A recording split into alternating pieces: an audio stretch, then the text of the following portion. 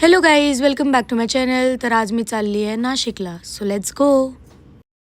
तर सर्वात आधी मी गेली होती गोदावरी नदी इथे. हे आहे नाशिकमधील पंचवटी परिसरातील गोदावरी नदीच्या पात्रात बसलेले दुतोंड्या मारुती. हे अत्यंत प्राचीन आणि जागृत देवस्थान आहे. नदीच्या वाढत्या पुराची पातळी मोजण्यासाठी हे एक नैसर्गिक साधन मानले जाते. दुतोंड्या मारुतीची मूर्ती नदीच्या पात्रात स्थित असून पाणी वाढल्यास ती पाण्याच्या खाली जाते.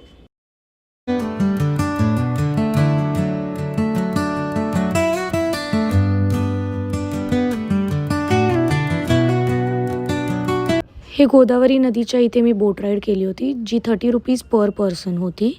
याच्यानंतर मी गेली होती कपालेश्वर मंदिर येथे. तर हे आहे नाशिकमधील पंचवटी परिसरात गोदावरी नदीच्या काठी रामकुंड जवळ बसलेले श्री कपालेश्वर महादेव मंदिर. हे एक अत्यंत प्राचीन आणि जागृत देवस्थान आहे, जिथे महादेवासमोर नंदी नाही. सुमारे 14व्या शतकातील हे मंदिर अनोखे आहे, कारण पुराणिक कथेनुसार शिवाने नंदीला आपले गुरु मानले होते, म्हणून इथे नंदी नाही. तसेच भगवान शिवाने ब्रह्मदेवाचे कपाल तोडल्यानंतर ब्रह्महत्येचे पाप धुण्यासाठी येथे स्नान केली होती आणि नंदीच्या सांगण्यावरून त्याने येथे प्रायश्चित्त देखील केले होते.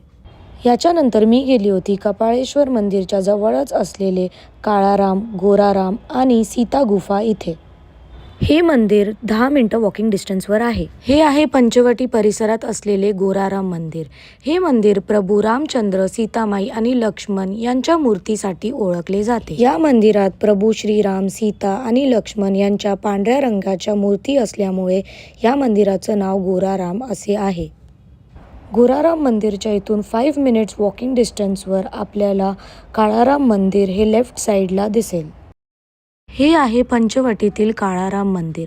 काळ्या दगडातील कोरलेले प्रभू रामचंद्राची मूर्ती हे या मंदिराचे मुख्य वैशिष्ट्य आहे, म्हणूनच याला काळाराम मंदिर असे म्हटले जाते. येथे सीता आणि लक्ष्मण यांचीही मूर्ती आहे. या मंदिरात रामनवमीचा उत्सव मोठ्या उत्साहाने साजरा केला जातो.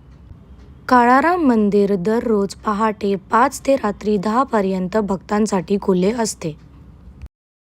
हे आहे पंचवटीत असलेली सीता गुफा.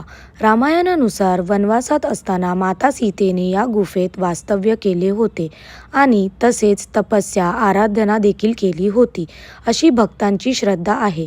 काळाराम मंदिर परिसराजवळ असलेली ही गुफा भक्तांची मोठी आकर्षण आहे. रावणाने सीतेचे हरण करण्यापूर्वी सीता माता या गुफेत राहत होती.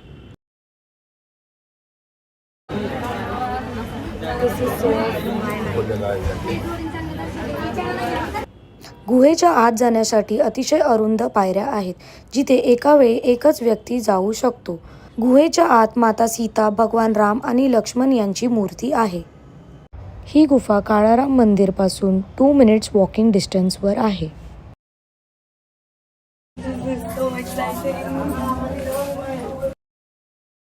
हा गुफेच्या आतला सर्वात एक्साइटिंग असा पार्ट होता माझ्यासाठी. ह्या गुफेत एक शिवलिंग देखील आहे. तर हा होता part 1 of Nashik blog. Video 2 साठी स्टे ट्यून्ड. व्हिडिओ आवडला असेल तर लाईक, शेअर, सबस्क्राईब जरूर करा. See you in the next blog. सारंगे.